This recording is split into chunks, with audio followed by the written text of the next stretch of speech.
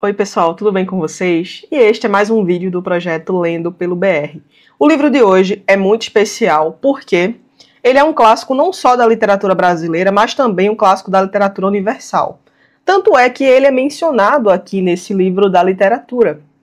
E eu estou falando de Memórias Póstumas de Brás Cubas, do Machado de Assis. Esse livro aqui, ele é obrigatório em alguns vestibulares do país. Eu não li na minha época de vestibular, assim, mas eu li uma versão em quadrinhos dele, ano passado. Me interessei bastante e por isso eu fui atrás da obra. O livro ele já começa com uma dedicatória muito curiosa, em que o Brás Cubas diz assim: dedico este livro ao verme que primeiro roeu as frias carnes do meu cadáver, dedico como saudosa lembrança estas memórias póstumas. Nessa edição da Antofágica, essa dedicatória está bem aqui atrás. E, como o próprio nome já diz, né, Memórias Póstumas de Brás Cubas, é o próprio Brás Cubas que narra as suas memórias. E o primeiro capítulo do livro é justamente ele contando sobre o seu enterro, né, sobre o seu óbito, na verdade, né? Ele fala assim: dito isto, expirei às 2 horas da tarde de uma sexta-feira do mês de agosto de 1869, na minha bela chácara de Catumbi.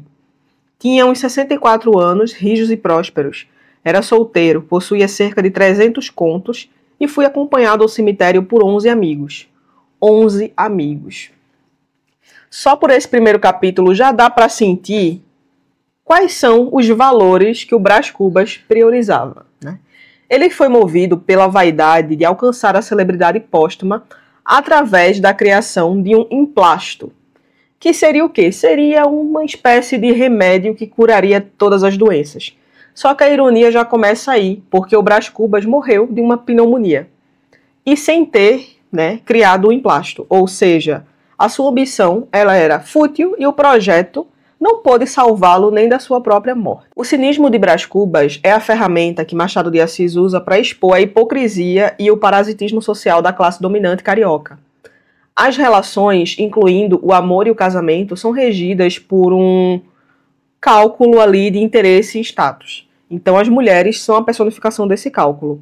Marcela, que é o primeiro amor de Brás Cubas, um amor ali da adolescência ainda, representa um interesse material explícito. Porque Brás Cubas diz a seguinte frase: Marcela amou-me durante 15 meses e 11 contos de réis.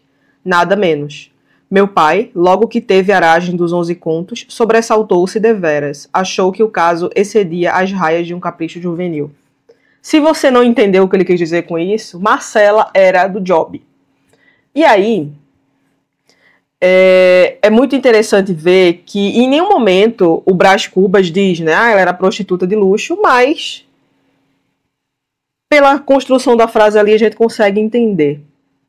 Também é muito importante perceber que Brás Cubas não diz que Marcela estava muito interessada nos presentes ou no dinheiro, né, que ele lhe pagava. Mas ele precisa acreditar que a paixão foi em algum momento correspondida, né, mesmo que apenas por um tempo determinado. E deixando claro que o amor e o interesse financeiro estão intimamente ligados. Apaixonado por Marcela, Brás Cubas gasta a fortuna, né, recursos da família, tanto pagando para ela, mas também dando presentes caros, né? E o seu pai, preocupado com isso e a fim de dar um basta à situação, resolve da seguinte maneira: paga um dinheiro a Marcela para ela se afastar do Brás Cubas e manda Brás Cubas para Coimbra, porque afinal de contas, estudar na Europa era também um elemento de distinção naquela época para as elites, né? E aí Brás Cubas vai para Coimbra, ele estuda as leis muito mediocremente, mas acaba conseguindo o seu diploma, volta para o Brasil, e quando ele volta para o Brasil, ele conhece Virgília, que é a filha do conselheiro Dutra. Ou seja, rica a gerações. Ela vem de uma família de tradição. Aconselhado pelo pai, Brás Cubas pede a Virgília em casamento, só que a Virgília recusa o Brás Cubas para se casar com Lobo Neves, que também é um homem que já tem uma tradição familiar, né? Enfim, já é rico também às gerações. E o Lobo Neves, ele é um político promissor, né? Que lhe garantiria o título de baronesa e uma ascensão social. E aqui é importante perceber que a família Cubas, apesar de ter dinheiro, ela construiu a sua fortuna à moda burguesa, ou seja, através da fabricação e do comércio de tachos e cubas, né? Ou seja, é uma origem que é ligada ao trabalho e ao comércio. E isso era visto de uma maneira pouco louvável pela elite carioca. Então, pense que era uma sociedade obcecada pela aparência. Estamos falando aqui de Rio de Janeiro, período do Segundo Reinado, final dos anos 1880. E aí, o dinheiro sozinho não bastava para garantir a distinção social. E por essa razão que entrar para a política tornava-se um objetivo primordial para o pai de Brás Cubas.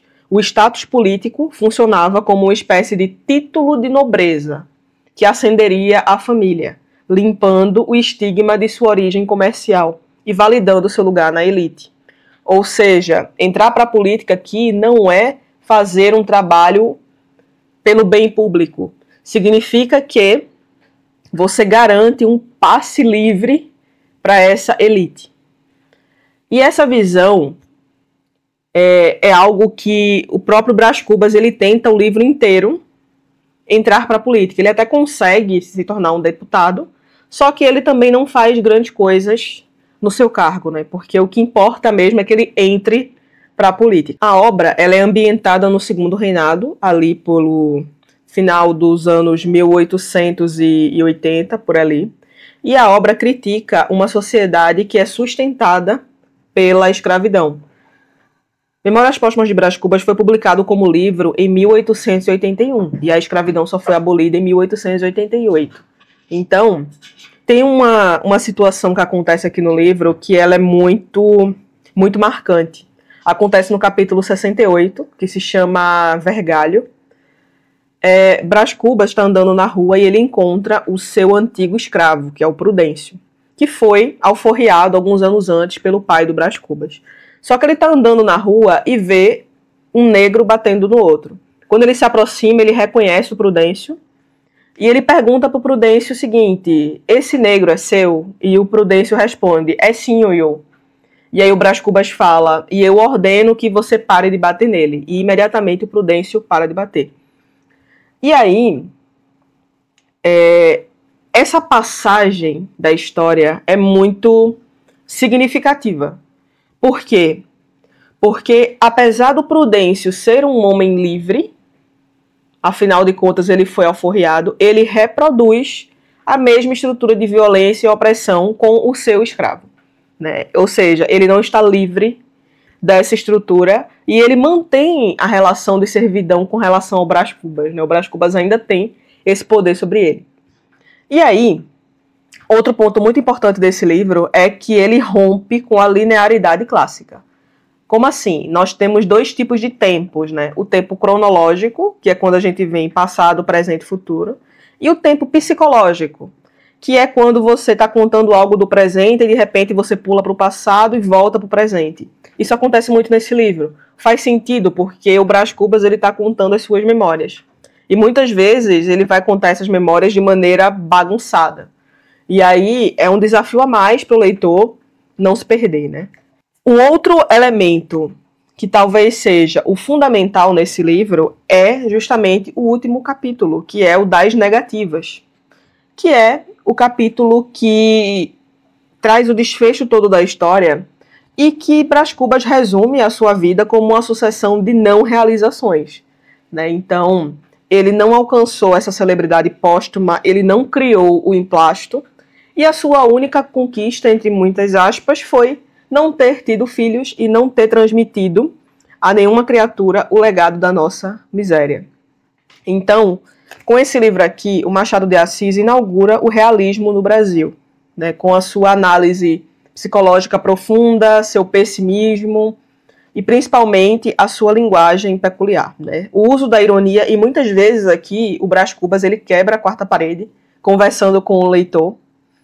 E essas marcas de estilo mesmo permitem essa franqueza inédita, né? A obra dialoga muito com o realismo europeu também, e me lembrou particularmente Madame Bovary, porque a Virgília e o Brás Cubas eles se tornam amantes, Só que a Virgília em nenhum momento pensa em largar o marido para ficar com Brás Cubas, porque para ela o status social de estar casada com Lobo Neves é muito superior ao fato dela estar apaixonada pelo Brás Cubas, entende? Então, lembra muito a questão da Emma Bovary, né, do Madame Bovary.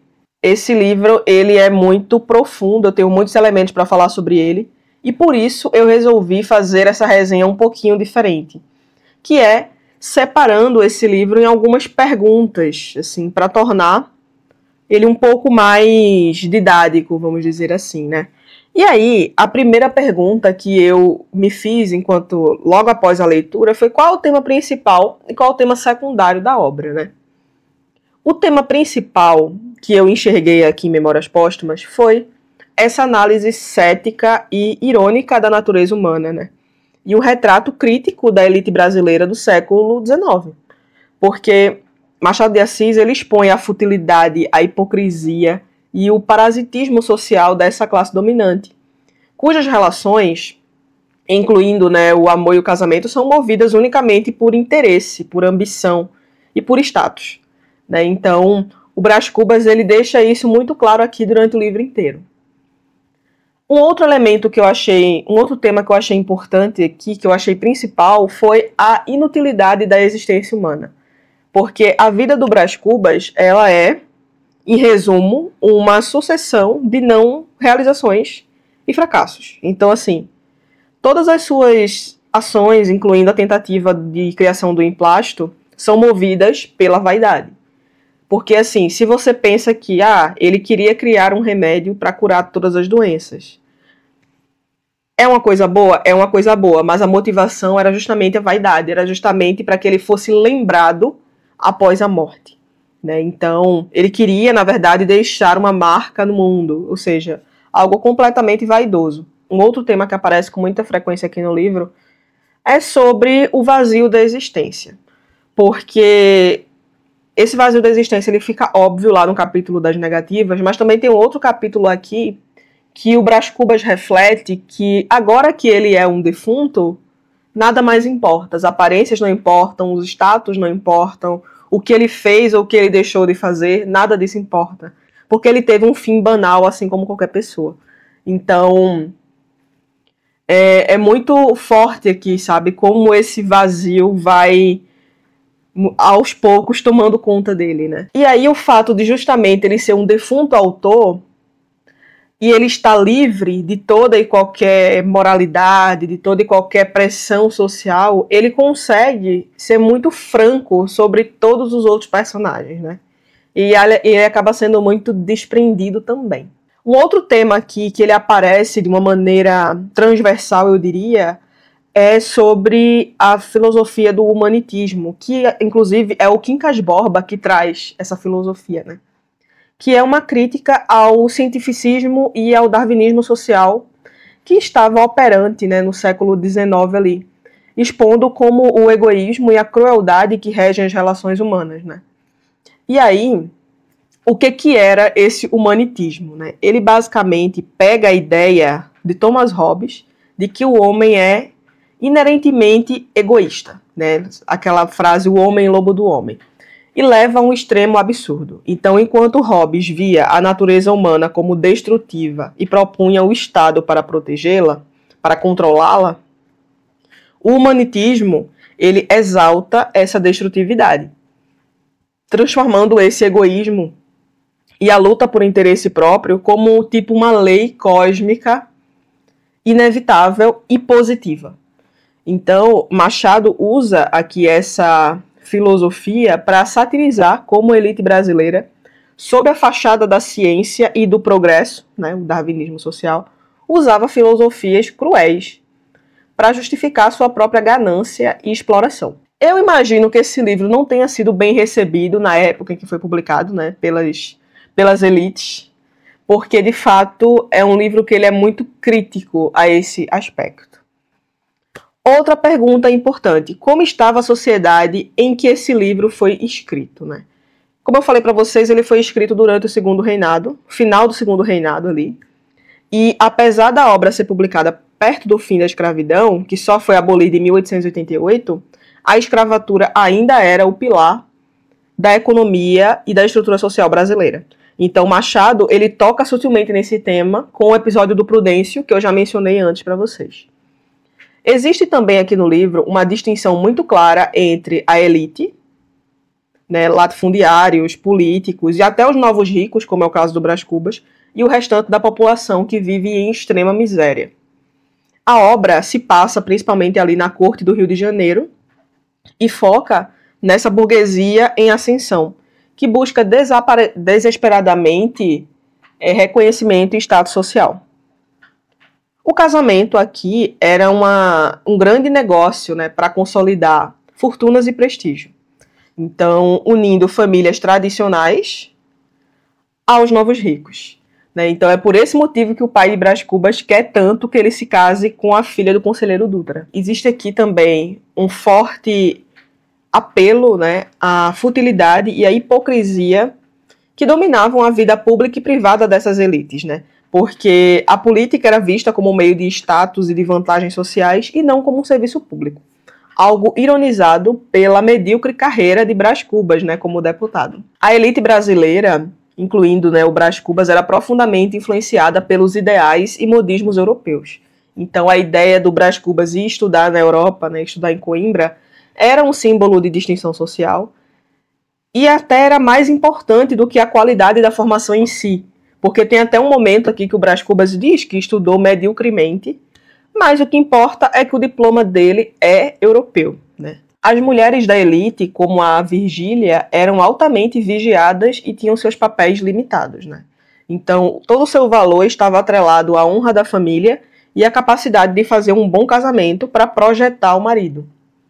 Então, assim, a Virgília, ela era parte da engrenagem da instituição casamento que estava ali apenas para projetar o marido. E aí, o que é que eu achei mais interessante nesse livro, né?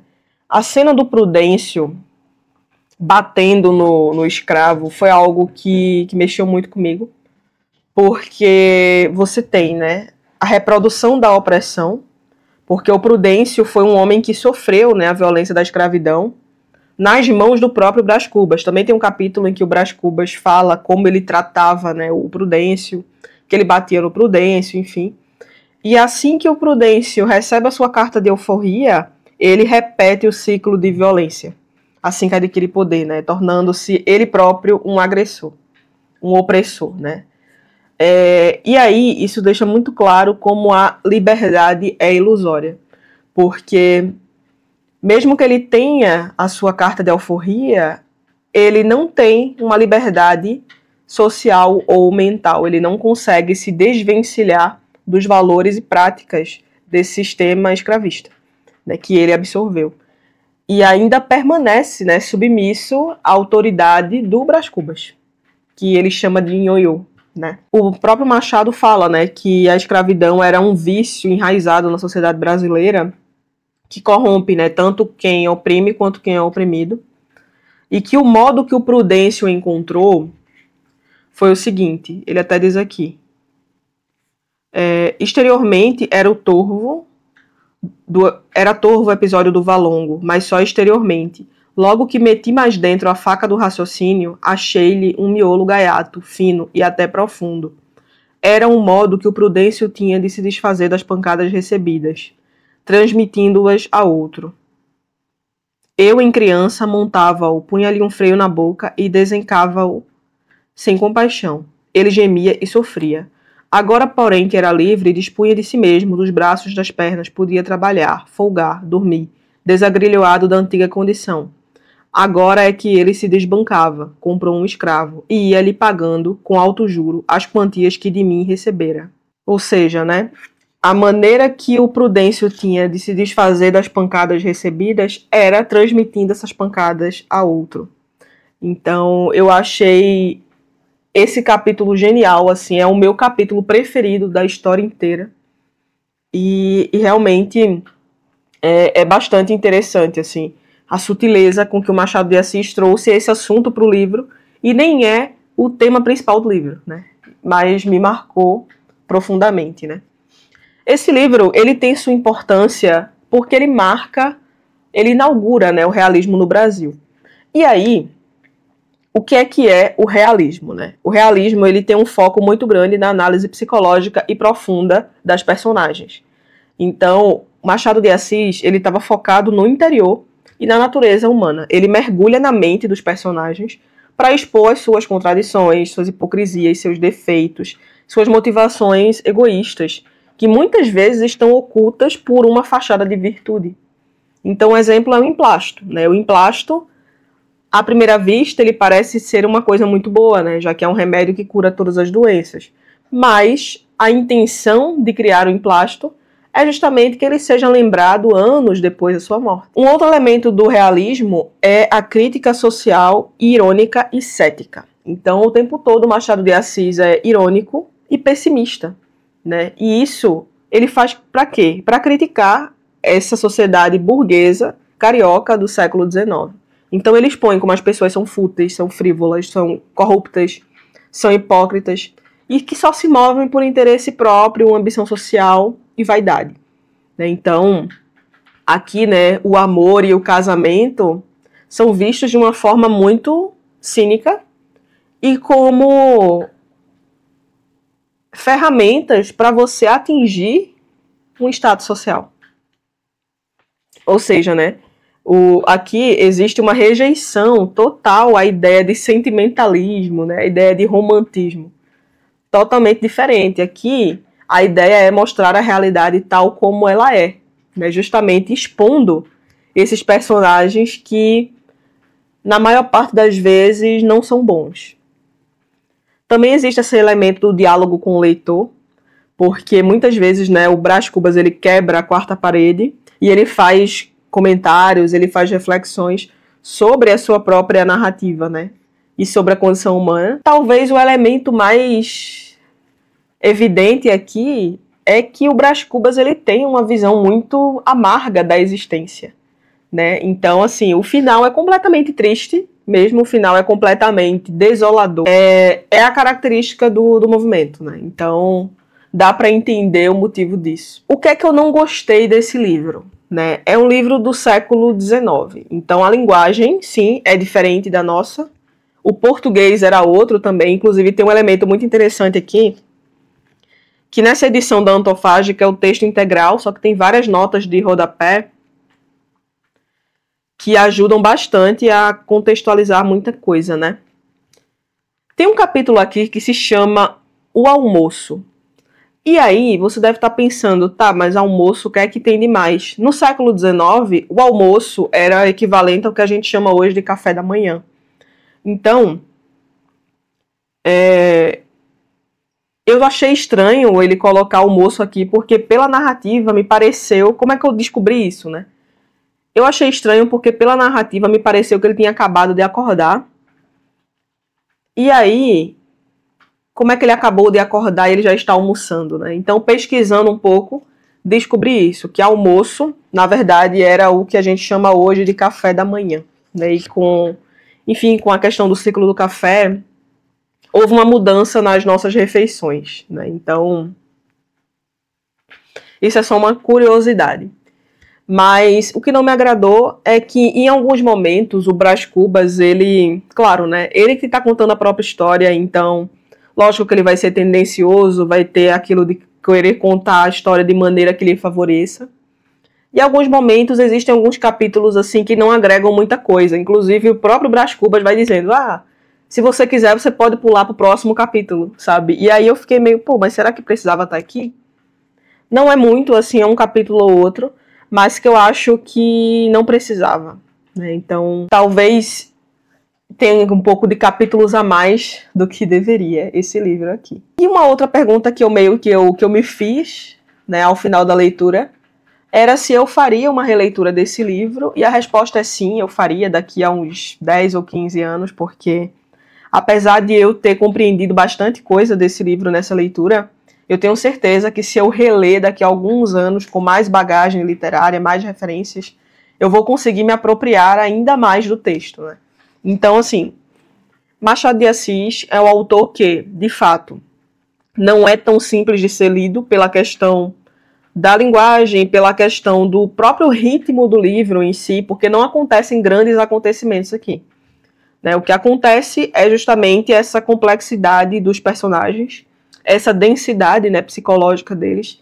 Ninguém aqui é 100% bonzinho, nem 100% vilão, embora o Brás Cubas destaque muito mais a parte negativa das pessoas, porque é uma questão do próprio realismo.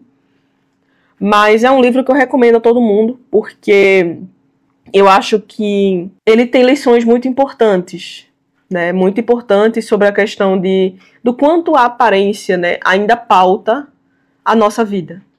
Principalmente assim, e aí não é nem falando sobre quem é da elite e quem não é, mas o quanto a gente está pautando a nossa vida em expectativas alheias, em pressão social, em será que eu estou fazendo isso porque realmente quero ou porque eu acho que eu tenho que fazer, entende? Então eu acho que esse livro ele tem esse mérito por esse motivo. E aí, como é comum nesse projeto, eu sempre anuncio qual será o livro lido no próximo mês. E o livro que será lido é o livro do Antônio Bispo, A Terra Dá, A Terra Quer, que é um livro sobre a perspectiva quilombola acerca da natureza e da sociedade. Então é um livro que eu estou bem interessada em ler e que eu também estou com altas expectativas e acho que vou gostar bastante. E esse é o vídeo de hoje, pessoal. Até o próximo vídeo. E comenta aqui nos comentários se você já leu Memórias Póstumas, se você tem vontade de ler, se você tem outra interpretação acerca desse livro, eu vou adorar saber. E esse é o vídeo de hoje. Até o próximo vídeo e tchau!